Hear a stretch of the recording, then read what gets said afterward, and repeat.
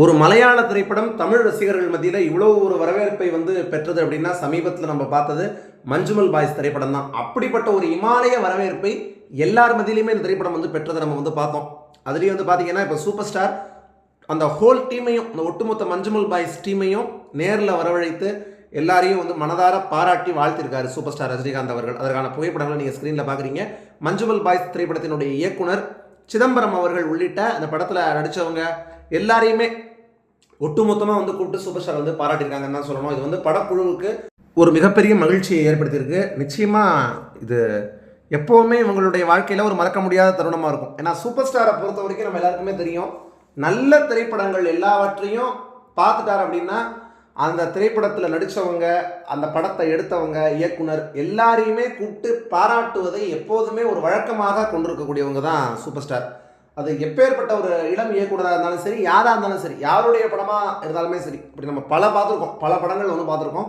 இந்த ஒரு எண்ணம், இந்த ஒரு உள்ளம் அப்படிங்கிறது எல்லார்ட்டையுமே இருக்காது. ஏன்னா பல பேர் படங்களை பார்ப்பாங்க, பார்த்துட்டு அப்படியே கடந்து போயிடுவாங்க. ஆனால் ஒவ்வொரு திரைப்படத்தையும் பார்த்துட்டு அப்படியே கடந்து போகாமல் ஒரு பாராட்டு அப்படிங்கிறது ஒரு மனிதனுக்கு எவ்வளவு முக்கியம். புகழ், அந்த ஒருத்தருடைய ஒர்க்கை பார்த்துட்டு நம்ம கொடுக்கக்கூடிய ஒரு சின்ன பாராட்டு ஒரு எப்படிப்பட்ட ஒரு என்கரேஜ்மெண்ட்டாக அவர்களுக்கு அமையும். அந்த என்கரேஜ்மெண்ட் மூலமாக அடுத்தடுத்து அவங்க வாழ்க்கையில் அடுத்தடுத்த மிகப்பெரிய ஒரு உயரங்களை தொடுவதற்கும் அடுத்தடுத்து சாதிப்பதற்கும் அது எவ்வளோ பெரிய உந்துதலாக இருக்கும் அப்படிங்கிறத உணர்ந்து அதற்கு ஏற்ற ஒரு பாராட்டுதலை ரஜினிகாந்த் அவர்கள் எப்போவுமே கொடுப்பதை வழக்கமாக கொண்டிருப்பவர் அப்படிங்கிறது நம்ம எல்லாருக்குமே தெரியும். அந்த வகையில் இப்போது மஞ்சுமல் பாய்ஸ் படக்குழுவுக்கு சூப்பர் ஸ்டார் கொடுத்துருக்கக்கூடிய இந்த ஒரு பாராட்டு நிச்சயமாக அவர்களுக்கு ஒரு மறக்க முடியாத ஒரு பாராட்டாக இருக்கும், ஒரு மறக்க முடியாத தருணமாக இருக்கும் அப்படிங்கிற சந்தேகம் கிடையாது. இப்போது அடுத்தடுத்து சூப்பர் ஸ்டாருடைய படங்கள் வேறு லைனப்பாக இருக்குது. வேட்டையன் ஒரு பக்கம், தலைவர் 171 இந்த டைட்டில் டீசர் April 22 அன்னைக்கு தாறுமாறாக வெளிவரப்போகுது. அந்த ஒரு எதிர்பார்ப்பு வேறு நம்ம எல்லாருக்கும் பயங்கரமாக இருக்குது.